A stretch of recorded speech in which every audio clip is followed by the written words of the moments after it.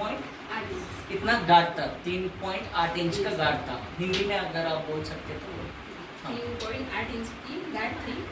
जो पास्टर ने मेरे पेट पर प्रार्थना की, तो उसने मैंने जब भी प्रार्थना की मेरे को ऐसा फील हुआ कि अभी वो गांठ है ही नहीं।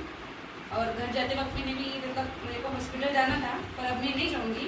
और उसी वक्त मुझे ऐसा एहसास हुआ कि प्रोफेशन ने छू लिया, और उसी वक्त आपका गाठ हाँ मतलब निघल जाईल। हां हां, तर मग तिथेच ती निघाली असं समजून मी त्यानंतर दवाखान्यात नाही गेली, कुठे गोळी पण नाही घेतली, आणि जी काही सुजन होती, जी मला स्पर्श होत होती, ती मी घरी गेल्यावर परत एकदा चेक केली, तर मला तिथे सूज लागली। क्या हुआ सूजन?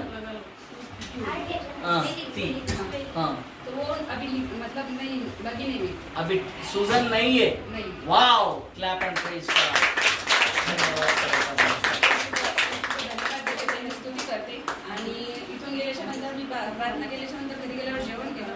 साधा आपण जेवण केलं आपल्या पोटाला जर दाबलं तर आपल्याला ऑटोमॅटिक कसं थोडंसं तिखट वगैरे येतं पोटामध्ये, तर मी खूप प्रयत्न केला स्वतःला दाबण्याचा किंवा पोटाला जिथं मला गाठ सांगितली होती डॉक्टरांनी, मी तिथं खूप प्रयत्न केला की मला ती दुखन पण तसं काही झालं नाही। म्हणजे मी पुन्हा बुलढाणा ते खामगावपर्यंत प्रवास करताच मी असं विचार केला की मला पोटात काही गाठ आहे नाही आता, आणि मी कुठली गोळी पण नाही घेतली। आणि आता परत जसं मला एक 40 दिवसानंतर सोनोग्राफी सांगितली की जरी करण्याच्या नंतर आपण समजावून की पुढची काही ट्रीटमेंट असेल तर ती घेऊ, तर मला आता नाही वाटत की मला ती सोनोग्राफी करण्याची काही जरूरत आहे। हालेलुया।